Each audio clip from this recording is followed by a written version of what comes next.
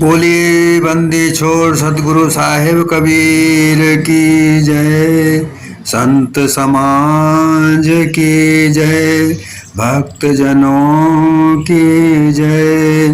साहिब बंदगी, साहिब बंदगी, साहिब बंदगी।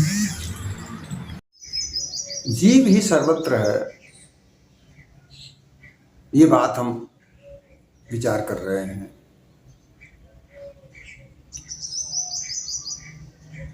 इस बात को वैज्ञानिक लोग भी मानते हैं। साहिब ने भी कहा कि जीव ही सब कुछ है, जीव से ही सब कुछ हो रहा है।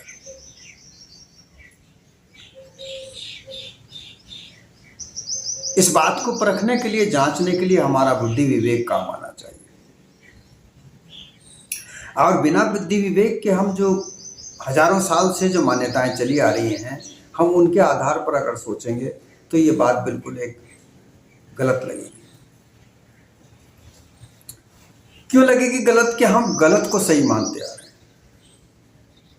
अनुमान कल्पना की वाणियों में हम इतने उलझ गए हैं कि बड़ी सहजता से हम उन झूठी बातों पर विश्वास कर लेते हैं।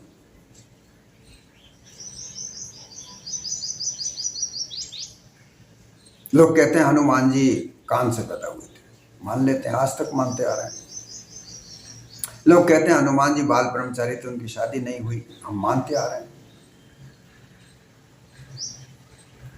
लोग कहते हैं राम जी एक पत्नी व्रत थे, वो पुरुषोत्तम थे, मर्यादा पुरुषोत्तम थे।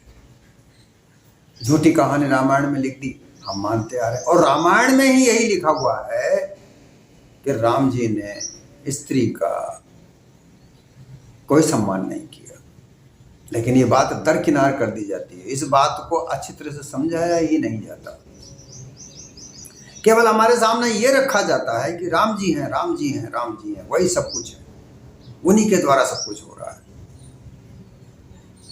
और लोग अंधश्रद्धा में उलझ करके अपने जीवन को समझ नहीं पा रहे। अंधश्रद्धा से मानव का जीवन किसी प्रकार से विकास की ओर नहीं बढ़ सकता।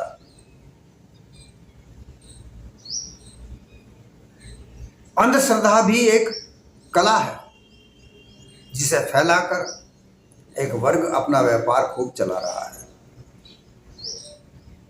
आप खुद ही देख लीजिए, आपके आसपास कोई भी अंधश्रद्धा फैलाने वाला होगा जिसने कोई ना कोई मत को बना रखा होगा, कोई अपनी दुकान बना रखी होगी, किसी ने धूना बना रखा होगा, किसी ने मंदिर बना रखा होगा, किसी ने चबूतरा बना रखा होगा। और वह आदमी घर बैठे ही खूब सारी इनकम करता है, उसकी आमदनी वहीं होती है घर बैठे ही। लेकिन जो वहां जाते हैं दीन दुखी, ऐसे वहां जाते हैं अंधश्रद्धा के मारे हुए कि वो आदमी सबको कुछ देने वाला है। वह देने वाला नहीं है, तुम देने वाले हो उस व्यक्ति को। जरा इसको सोच के देखो। जितने भी बाबा लोग आज के तारीख में जेल में बैठे हुए हैं, आप उन पर कभी विचार करो कि क्या वास्तविक तौर पर उनके पास में कोई अलौकिक शक्ति थी? आलोक का तात्पर्य होता है प्रकाश। क्या उनके पास अलौकिक शक्ति थी? और इसे ही आलोक कह दो कि अलौकिक शक्ति थी। लौकिक का तात्पर्य होता है कि जनसाधारण में चली हुई बातें, जनसाधारण में, समाज में मानी जाने वाली मान्यताएं। और जो इस लोक का कारण जनसाधारण का तात्पर्य होता है। आप मध्य प्रदेश में चले जाओ, जिस तरीके से राजस्थान में शासन लिखा जाता है,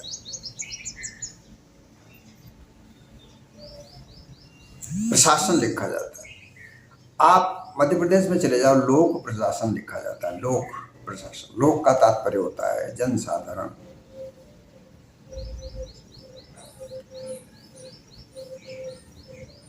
आलोक कहीं कुछ नहीं, आलोक अगर है तो सब जड़ी जड़ है, वहां पर जीव मात्र नहीं है।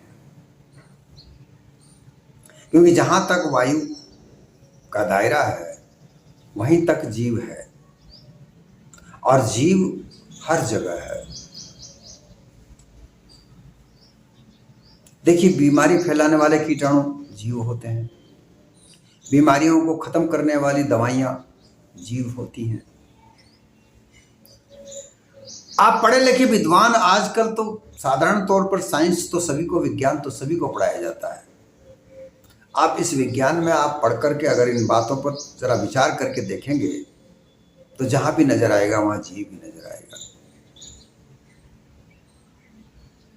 अभी 84 लाख योनियों तक सीमित कर दिया, वहां से ध्यान हटा करके कि 84 लाख योनियां जीव की हैं, ये परमात्मा बनाता है, ऐसा कह करके लोगों को गुमराह कर दिया। सत्य यथार्थ बात पर नहीं आने दिया। पत्ते पत्ते में अगर आप देखेंगे तो वो जीव है।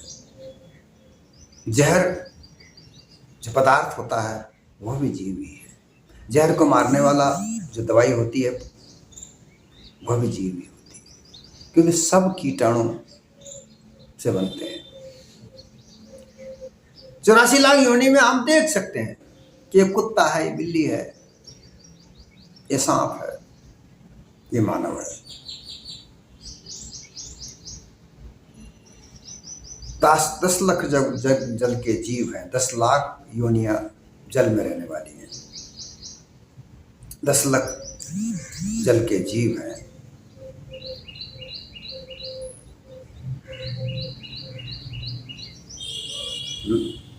दस लाख जल में रहने वाले जीव हैं,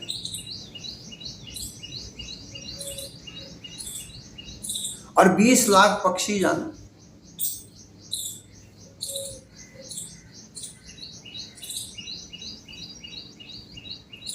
बीस लाख पक्षियों का, 9 लाख पशु योनि है, 9 लाख पशु की योनि है। इस तरीके से गिनती भी की गई है। मुझे ये साखी अभी याद नहीं आ रही है, बहुत से लोगों को ये याद होगी, तो उसको ध्यान में आप रखकर ये कहिए कि इस तरीके से 84 लाख योनि, 4 लाख इसमें मानव देह बताई गई है। तो महात्माओं ने गिनती भी कर दी, क्योंकि उस बात को क्यों जोड़ दिया जाता है कि लोगों को इस बात से अलग कर दिया जाए, दिमाग अलग लगा दिया जाए कि 84 लाख योनियां जो हम देख रहे हैं कि यहीं तक जीव है। अब जीव को अल्पज्ञ सर्वज्ञ चेतन ये भी बता दिया गया।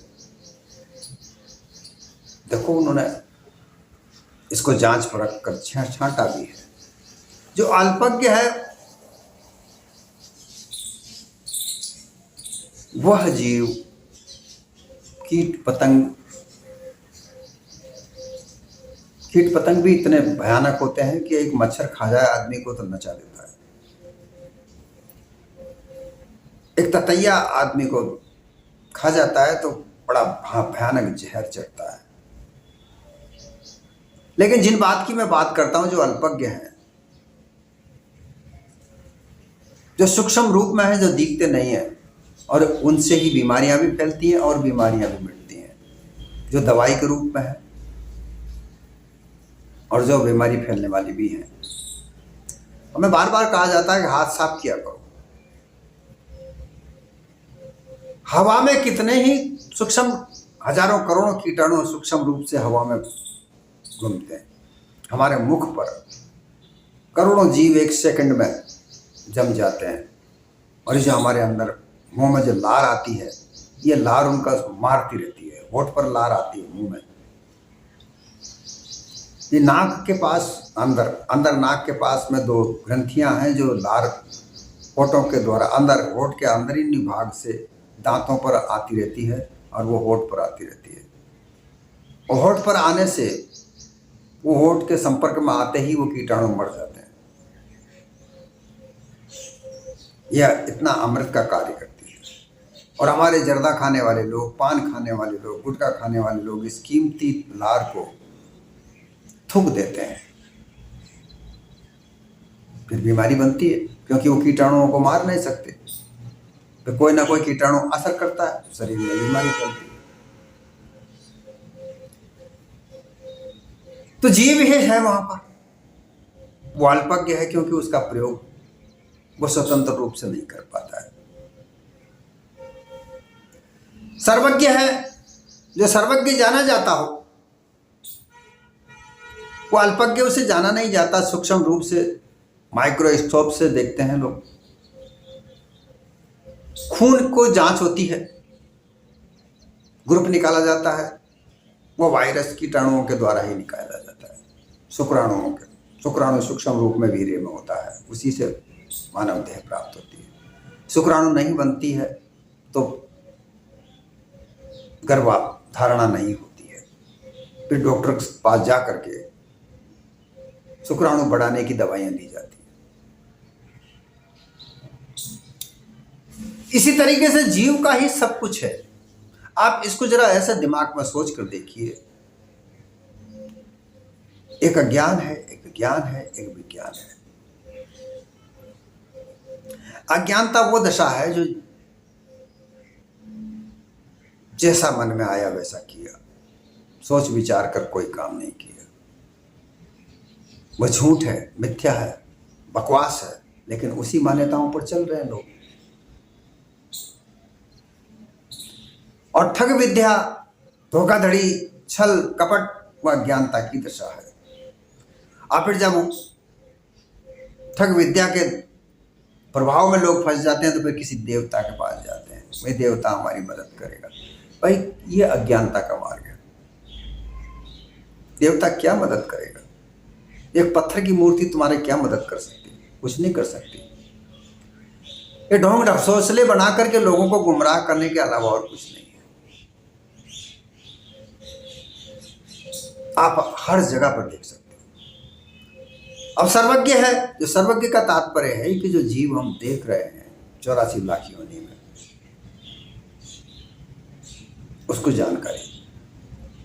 कुत्ते को अपना जीवन पता है, सर्प को अपना जीवन पता है, बिल्ली को अपना जीवन पता है, मानव को अपनी जीवन पता है, लेकिन मानव गुमराह भी हो रहा है।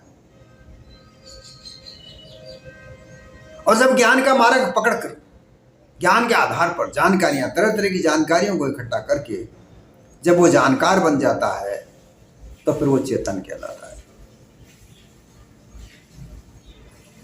अब फिर इसी चेतन को फिर दो भागों में बांटा गया, सामान्य और विशेष। सामान्य रूप से ज्ञानी, विज्ञानी, ब्रह्मज्ञानी, योगी, भक्त बनते हैं। एक विशेष उसमें है जो उसको ईश्वर का दर्जा दे दिया, जो कोई है ही नहीं। इस तरह से गुमराह किया गया, लेकिन है सब कुछ जीव। चलिए हम साहिब के प्रमाण की बात करते हैं। बीजक में रमेनी खंड में दूसरे नंबर की एक रमेनी है, जिसमें कहा गया है, जीव रूप एक अंतर्वासा अंतर ज्योति कीन प्रकाशा। ध्यान से सुनिएगा। इच्छा रूप नारी अवतरी तासु नाम गायत्री धरी, ते नारी के पुत्र तिन भयऊ ब्रह्मा विष्णु महेश नौ। फिर ब्रह्मा पूछल मैं तारी, को तुर पुरुष के कर तुम नारी। तुम हम तुम और ना कोई, तुम्हें से पुरुष हमें तेरे जोई। बाप पूत की एक नारी एक ही बाप भी आए, ऐसा पूत सपूत न देखा जो बाप छीने धाए। अब इसमें साहेब ने जो बात रखी है वो ये रखी है कि जीव रूप एक अंतर्वासा। अंतर का तात्पर्य है, अंतर के दो तात्पर्य बनते हैं, एक भेद और एक अंदर।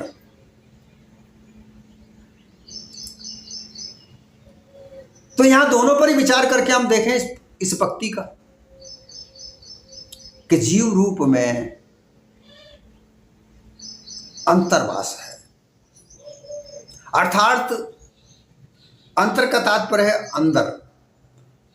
इस मानव देह में या 84 जीवा जोन में ये अंदर उस देह को प्रकाश करता है जहां जिस देह में ये है। जिस प्रकार अंतर ज्योति कीन प्रकाश, जिस प्रकार से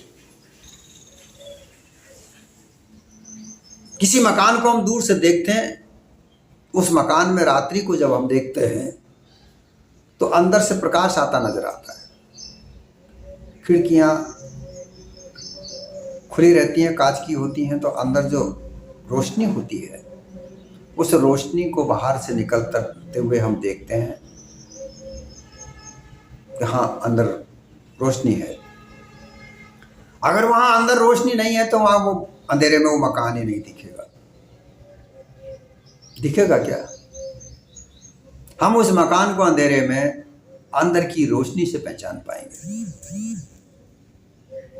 ठीक इसी प्रकार से अंतर एक ज्योति के रूप में, अर्थात इस चेतन स्वरूप जीव की जो रोशनी है, सत्ता है, वही इस देह में प्रकाशित है। यही इस देह में वास कर रहा है। ये नहीं है तो देह मृतक समान है। और अंतर दूसरा तात्पर्य लिया जाए तो अंतर का तात्पर्य ये विभिन्न रूप में है। एक लक्ष्य रूप तो ये आ गया कि 84 लाख योनियों में जीव के बगैर 84 लाख योनि नहीं है। वह उस देह में, जिस देह में भी है, उसी रूप में उस देह का प्रकाश करता है, उस देह को चलाता है, उस देह में जीवित रहता है, उस देह को जीवित करता है, प्रकाशित करता है। प्रकाशित का करने का तात्पर्य यह नहीं होता। एक तो प्रकाश का ज्ञान स्वरूप होता है कि ज्ञान का प्रकाश करे। एक तात्पर्य होता है कि उसका पता चले। कुत्ता, बिल्ली, 84 लाख योनियों की जान, घोड़ा, गधा, भैंस, गाय, कीट पतंगे, इनका सबका प्रकाश होता है जीव के रूप में। अगर जीव नहीं है तो कुछ भी नहीं। दूसरा तात्पर्य यह है कि यह भेद में है, अंतर है, किसी भी प्रकार में है।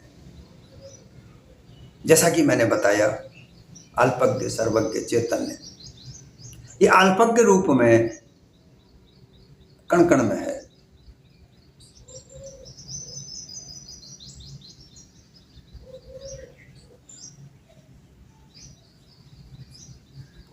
एक साल की साखी है, शब्द है। इसका भेद बता मेरे अवधू, इतनी करनी करता क्यों, डाली फूल जगत के माई, जहां देखे जहां तू का तू। अवधू का तात्पर्य होता है जिसका वध नहीं किया जा सके। अवधू, जिसका वध नहीं किया जा सकता, जो अमर अविनाशी है, अर्थात जीव चेतन स्वरूप अमर अविनाशी है। ये कभी मरता है ना जन्मता है, देह का जन्म होता है। लेकिन इस चेतन स्वरूप जीव के ही सत्ता से ये मानव देह या कीट पतंगा या कोई भी 84 लाख जीवा जोन की देह जानी जाती है। तो नाम रूप से कई तरह से है। कुत्ता की योनि में है तो कुत्ता कहलाता है, गधा, घोड़ा, जिस योनि में भी वह रहता है उसके नाम से वो जाना जाता है। यह अंतर है। और उन सब में अंतर के रूप में भी वो जहां भी जिस देह में रहता है उसका प्रकाश करता है। अब लेकिन इसको जो मानने वाला, जानने वाला जीव तो सब में है। वो अपने अपने जिस जिस देह में रहता है उसकी अपनी जीवन की सच्चाई को वो जानता है। उसे क्या खाना है, क्या पीना है। जैसे 6 षटकर्मों को, षटकर्म जो पशु कर्म कहलाते हैं, जो मानव में और पशुओं में, कीट पतंगों में, सब में होते हैं। छाजन, भोजन, मैथुन, निंद्रा, मोह, भय, ये सब में है। वो उनको सबको पता है। लेकिन मानव देह इसका सुधार कर सकती है,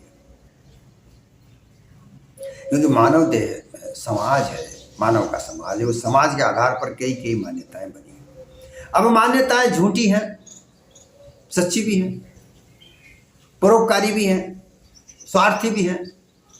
धोखाधड़ी, छल कपट, ये सब स्वार्थी हैं। परोपकारी, ये कल्याणकारी कार्य करने के लिए सोचा जाए, ये सब कुछ है। पर जीव के बगैर यह सब कुछ नहीं है, ये समझा जाना चाहिए। अब मान्यताएं बनाने वालों ने क्या किया?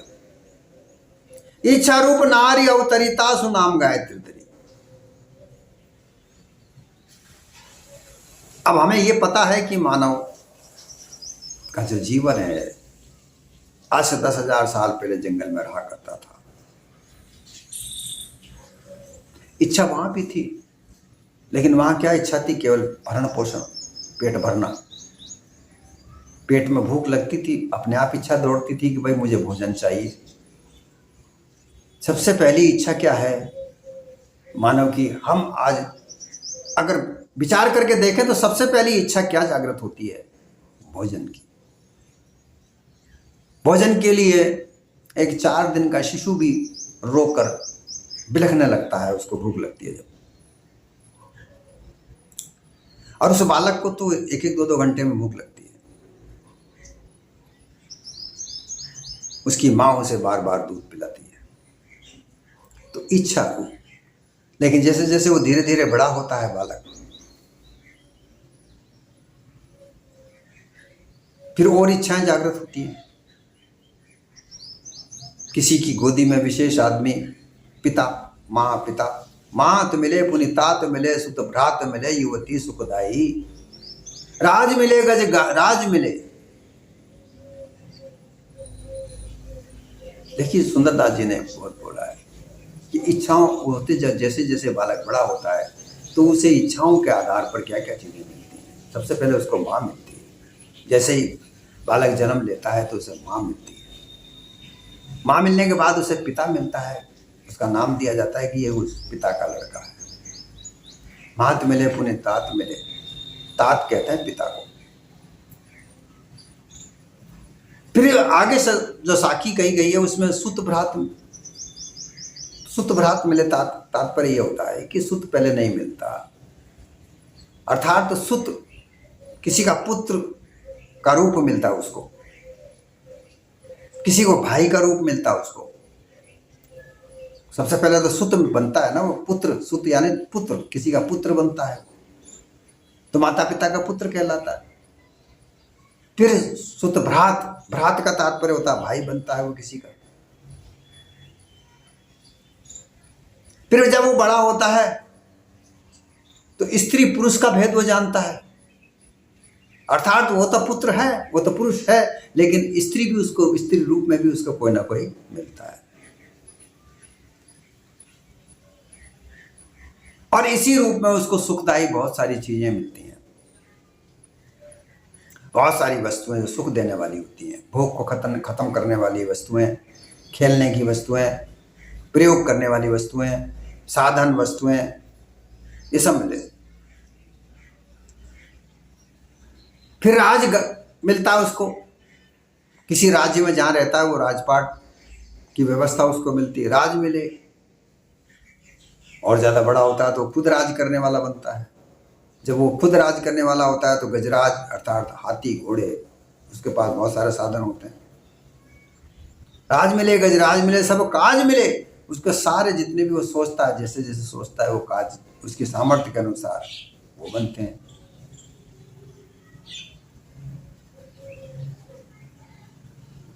वैकुंठ की इच्छा करता है। वैकुंठ का तात्पर्य हो कि मन में किसी प्रकार की कुंठाएं ना हो। इसका तात्पर्य नहीं कि मर जाएगा वो, वहां जाके मिलेगा। मन में किसी प्रकार की कुंठा ना हो, अभाव ना हो, दुख ना हो, ऐसी अवस्था को भी प्राप्त कर सकता है। ये सब कुछ इस संसार में ही मिलता है, लेकिन क्या नहीं मिलता? सुंदर कहे सभी ही मिले, पर सुख संत समागम दुर्लभ है भाई। संतों का समागम बहुत दुर्लभ होता है, और इन्हीं संतों की संगत करने से यथार्थ बात सामने मिलती है। इनके जब तक इनका संगत नहीं करे तो कोई यथार्थ बात नहीं मिलती। मन की शांति नहीं होती। तो यहां इच्छा रूप नारी अवतरी,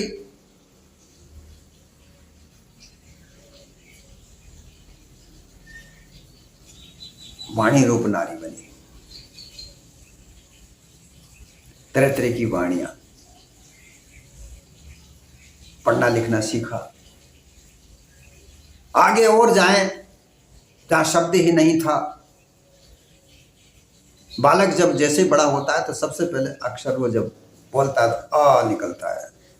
इसी तरीके से आ ओ अंग ये 12 मात्राएं बनी। पहले 8 बनी, फिर 12 बनी, फिर भाषा बनी, नागरी लिपि बनी, उर्दू बनी, फारसी बनी, इंग्लिश बनी।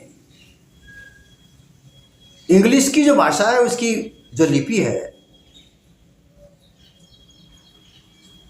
वो रोमन लिपि है।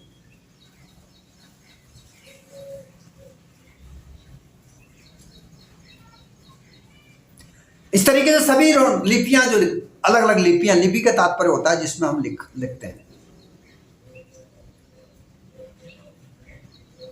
तरह तरह की लिपियां बनी, भाषाएं बनी, बोलीचाली बनी। यही नारी रूप। 600 ईस्वी आते आते लोगों ने तरह तरह की काल्पनिक कहानियां लिखना शुरू किया, मनगढ़ंत शास्त्रों का लेखन शुरू किया। संस्कृत भाषा आई, वहां से उसका लेखन चालू हुआ, धीरे धीरे उसका विकास हुआ। और फिर एक गायत्री मंत्र का नाम गायत्रीधारी।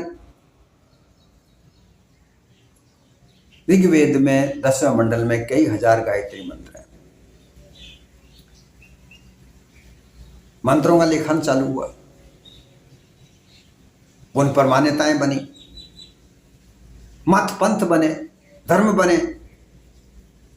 कई तरह की मान्यताएं भारत समाज में बनी, जो असत्य भी हैं, सत्य भी हैं।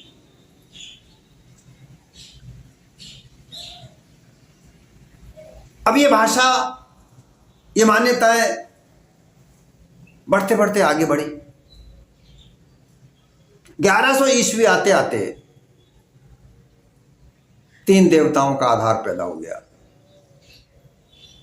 3 नारी के पुत्र 3 भयो, ब्रह्मा विष्णु महेश नाम। ब्रह्मा विष्णु महेश का जन्म कर दिया। वो कब जन्मे थे, कहां जन्मे थे, उनके माता पिता कौन थे, इससे कोई मतलब नहीं। और मतलब भी है, अगर इनकी गूढ़ गहराइयों तक जाते हैं तो इनके माता पिता भी थे, सब था। लेकिन हमें गुमराह करके, लोगों को गुमराह कर दिया कि ये तो आकाश से ऊपर से टपके थे।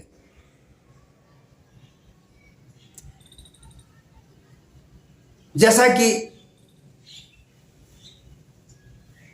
एक शास्त्र है,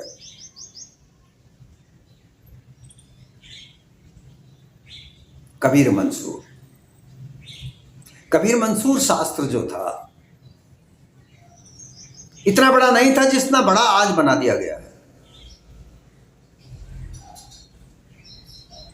यह शास्त्र का लिखने वाला व्यक्ति कोई और था, जिसने कबीर साहब के जीवन पर, कबीर साहब के जीवन में घटना होने वाली कुछ बातें जो झूठी भी थी, मनगढ़ंत भी थी, क्योंकि कबीर मंसूर का 3 बार संपादन हुआ। 1700 के बाद में लिखा गया, फारसी भाषा में इसको लिखा गया। 3 बार संपादन भी किया गया।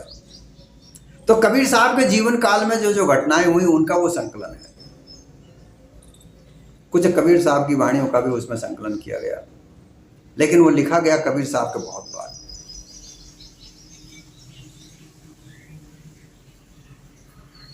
किसने लिखा? उसके लेखक हैं। कबीर साहब की जो बातों पर, जो उनके पास एक खजाना था, उनके पास जो संकलन था, जो जानते थे, जो नहीं जानते थे वो लोगों से पूछा। परमानंद दास, उन्होंने वो शास्त्र लिखा। फारसी भाषा में था। हिंदी भाषा पहले नहीं थी इतनी ज्यादा प्रचलित। भारतेंदु ने आकर के हिंदी भाषा का निर्माण किया, जो नागरी लिपि में है। देवनागरी कह दिया गया उसे। नागरी लिपि का तात्पर्य होता है कि जो नगर में चल प्रसिद्ध हो, और नगर से ही नागरी बना। और नगर नाग राजाओं के रहने के स्थान को नगर कहा जाता था। इसे वो नागरी, जो नागों के बोली जाने वाली भाषा थी, ऐसे करके उसको नागरी कहा गया।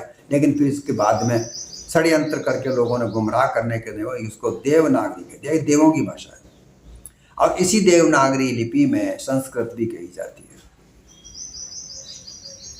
बहुत बात की बातें हैं ये। कोई 1,76,00,000 साल, 1,96,00,000 साल पहले की बात बताते हैं, वेद लिखे गए। अरे क्यों झूठ बोलते हो, लोगों को क्यों गुमराह करते हो? ये तथ्य बिल्कुल सामने नहीं है, लेकिन जरूरत पड़ती है सदगुरु कबीर के सिद्धांत को अपनाने की, परख करने की, जांच परख करने की कि क्या सबूत है कि 1,96,00,000 साल पहले संस्कृत भाषा थी। 1,96,00,000 साल पहले तो मानव ही नहीं था धरती पर। उस समय तो डायनासोर का जमाना था। ये खोज की प्रमाण की बातें हैं। जो लोग अनुमान कल्पना पे व्यवस्थाएं बनाने वाले लोग हैं, उनको तो ये आता पता ही नहीं है। उन्होंने तो कुछ धार्मिक मान्यताओं में लोगों को उलझा करके गुमराह किया, अपना व्यापार बढ़ाया। जब ये व्यवस्थाएं आगे बढ़ी, 600 ईस्वी के बाद का समय आया, तो 3 प्रकार के मत चले, जिनमें ब्रह्मा, विष्णु, महेश के नाम पर अलग अलग मत पंथों का निर्माण किया गया। वो सब तीनों के मानने वाले लोग उस वाणी रूप, गायत्री रूप माता के भक्त बने। कि गायत्री माता थी नहीं, लेकिन उसके भक्त बन गए, उसी को मानने लगे, उसका उच्चारण करने लगे, उन्हीं बातों को लेकर आगे बढ़े। फिर ब्रह्मा ने पूछा, मातारी को तुर पुरुष के कर तुम नारी। फिर ब्रह्मवादी जो लोग थे, फिर एक कहानी लिखी जाती है, मैंने कहा ना, जो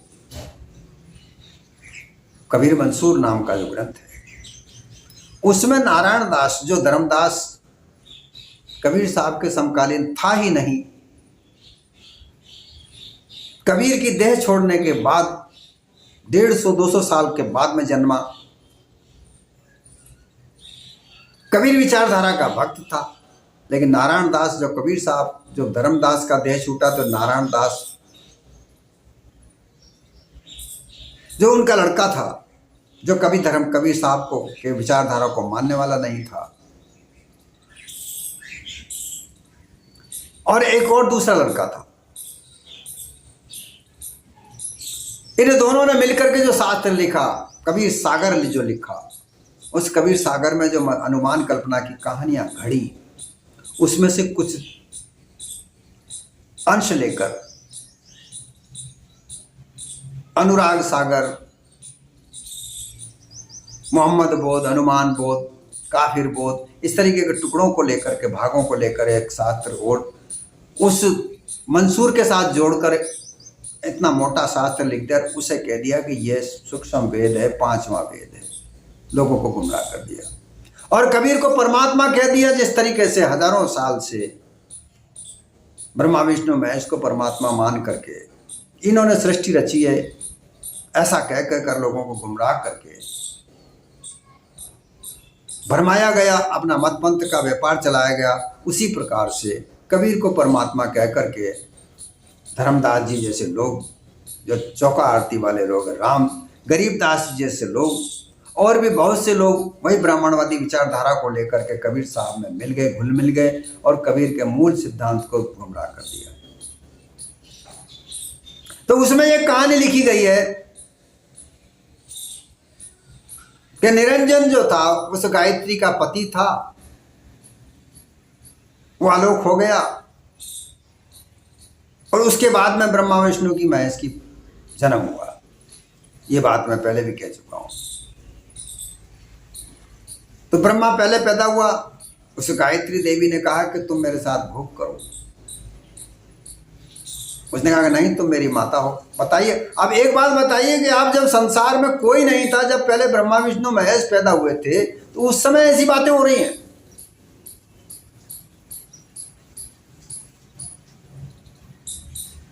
जब 10,000 साल पहले मानव जंगलों में रहा करता था, तो ना कोई माँ था, ना पिता था, ना पुत्र था। वहां की बहुत सारी कथाएं वोल्गा टू गंगा में आई हैं, जहां माता ने अपने पति पुत्र के साथ भोग किया है, बहन ने अपने भाई के साथ भोग किया है, क्योंकि वहां मानवता नहीं थी, पशुता थी। जिस तरीके से पशु जिस माँ से जन्म लेते हैं वहीं से बच्चे पैदा करते हैं, वही व्यवस्थाएं थी पहले। ज्ञान नहीं था ना, मानवता नहीं थी।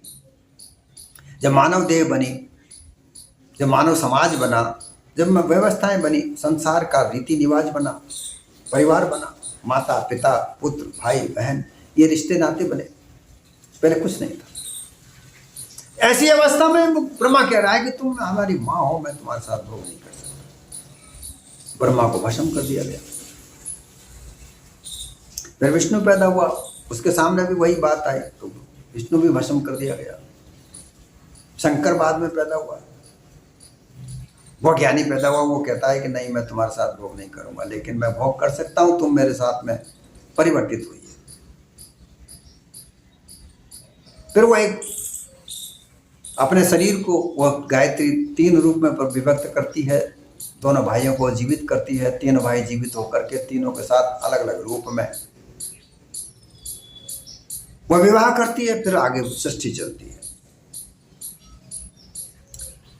तो जब ब्रह्मा पूछता है कि तुम्हारा कौन पिता है, तुम्हारा पति कौन है, तुमने किससे जन्म दिया हमको, तो वो गायत्री कहती है कि तुम और मैं तुम, कोई और किसी अलावा और कोई नहीं है।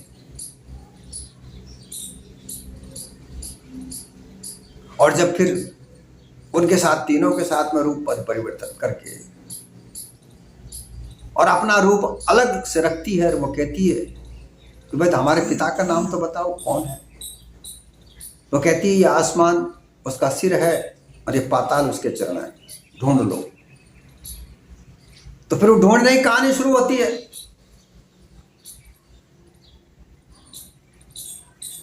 जब फिर कहा साहब ने कि बाप पूत की एक ही नारी एक ही माए जियाए, ऐसा पूत सपूत न देखा जो बाप छीने लाए। ऐसा कभी एक सपूत नहीं देखा गया जो बाप को ही नहीं जानता है, बाप को चीनने के लिए, जानने के लिए भगता है, इधर उधर भागता है। आज यही तो हो रहा है कि जो बाप है, अर्थात सब 84 लाख जीव जून को पैदा करने वाला ये जीव ही है, ये नहीं है तो कोई नहीं है।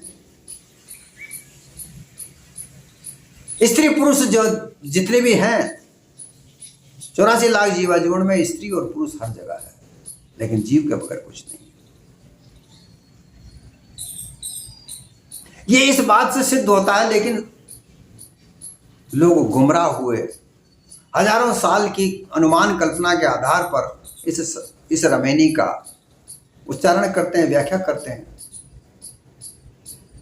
ब्रह्मा विष्णु को सही मानकर, उनके मतांतर को सही मानकर, मतपंथ को, धर्म को मान करके संस्कृति बताते हैं।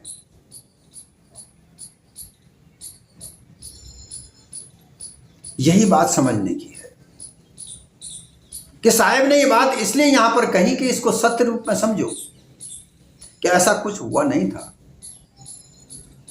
क्योंकि इनमें कॉमन रूप अगर हम देखें लक्ष्य रूप में, तो जीव ही मात्र है। यहां इस रमेनी का जो लक्ष्य है वो यह है कि जीव को समझो। जीव है तो सब कुछ है, जीव नहीं है तो कुछ नहीं है। आप विवेक करिए, क्योंकि बिना विवेक ये बात समझ में आएगी नहीं।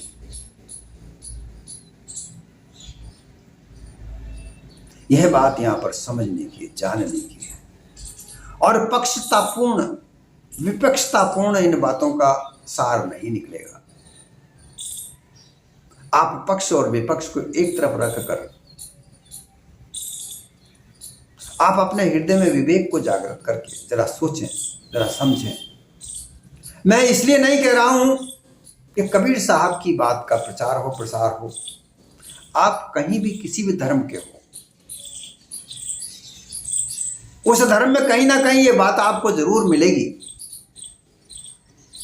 कबीर ने ना कही हो, किसी ने भी कही हो, लेकिन कही जरूर है। लेकिन उनको दरकिनार करके केवल धर्म का एजेंडा चलाया जाता है, हमारा धर्म सच्चा है, हमारा धर्म सच्चा है, वो झूठा है, इस तरीके की बातों को लेकर के अंधश्रद्धाएं चलाई जाती हैं। उनसे बचने का एक तात्पर्य है कि कबीर साहब के सिद्धांत पर जरा विचार करके आप देखिए, आप जांच परख करके अपने जीवन को देखिए। मान्यताओं से कुछ होता नहीं है। मान्यता जीवन का कोई आधार नहीं है। हाँ, जीवन के आधार पर जो मान्यताएं बनाई गई हैं वो जरूर सच है कि शिक्षा ग्रहण करने के लिए उम्र 6 साल होनी चाहिए बालक की, ये एक आधार है। वो पहली कक्षा में ही प्रवेश करेगा, ये नहीं कि उसको डायरेक्ट 16वीं क्लास में MA BA की क्लास में उसका प्रवेश हो जाए। वो धीरे धीरे पढ़ करके आगे बढ़ता है।